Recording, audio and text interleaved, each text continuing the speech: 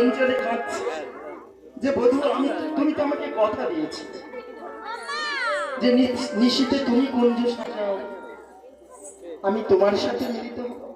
এই কি তোমার আসার সময়? প্রভাতকালে যখন এলে একটিও বার কথা বললেন না। সখীগণ কত সাদাসাদি করলেন, কোনো মতে শুনলেন না।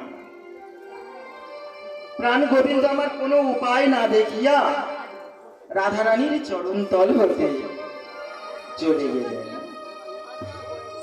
কোনো উপায় না দেখিয়া প্রাণ গোবিন্দ রাধারানীর চরণ তলে ত্যাগ করে চলে গেলেন।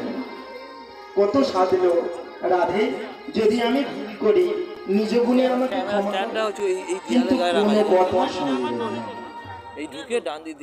এই হলো রাধারানীর মান। মানটা কোথায় গিয়ে পৌঁছই মন দিয়ে শুনলেন। শুধু মন বলল তো রাধারানী কি করছে? যখন প্রাণ গোবিন্দ রাধারানী আমার ফিরে তাকাচ্ছে। হ্যাঁ গো মা, তাকালে কি হবে? প্রাণ সখীরা থাকলে কি হবে গো মা? আপনারা সবাই থাকলে কি হবে? আমি যাকে ভালোবাসি সেই আমার পরাণ বধূ, তিনি তো নাই। তাই শূন্য কুঞ্জ পানে শ্রীমতী রাধারানী আমার বসে রয়েছে। বসে সখীদের বলছে, সখীরে আমার বধূকে দেখেছিস? বধূ কোথায় গেল? তোরা বলতে পারিস?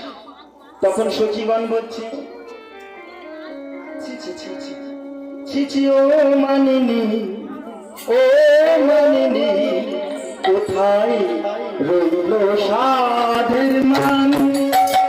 ও মানিনী, ও মানিনী,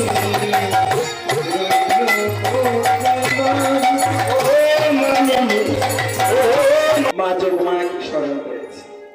মা যোগমায়া যিনি কিনা পূর্ণমাসী, তিনি কি করছেন? আজ ভগবান কৃষ্ণচন্দ্র মালিনী সাজবে। তাই বলছে, হে মা, তুমি তো আমার সর্বসময় সাহায্য করেছ, আজও তোমার কৃপা ছাড়া আমি যে রাধারানীকে পাবো না। তাই প্রাণ গোবিন্দ সমস্ত কিছু মালিনীর বেশভূষা এনে দিলেন গোবিন্দের কাছে। আজ ভগবান কৃষ্ণচন্দ্র মালিনী সাজবে, সবাই মিলে আজ আনন্দ করবো আমরা। তাই সবাই মিলে আমরা কি বলবো? সবাই মিলে আমরা কি বলবো? কৃষ্ণ নাম হরি নাম গেয়ে যায় অবিরাম।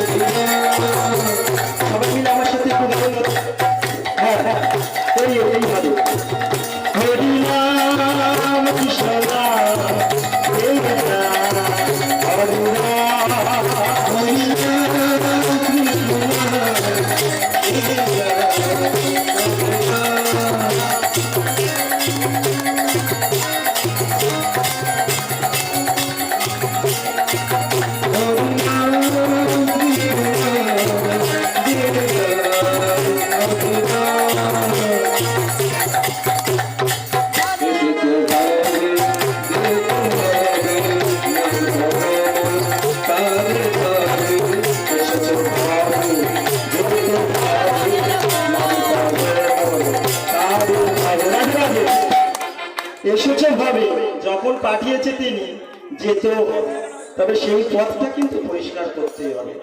শত সংসার থাকবে, জ্বালা থাকবে, যন্ত্রণা থাকবে, সব থাকবে, তার মধ্যে দিয়ে তাকে রাখতে হবে। এসেছো ঘরে যেতে হবে, এসেছো ঘরে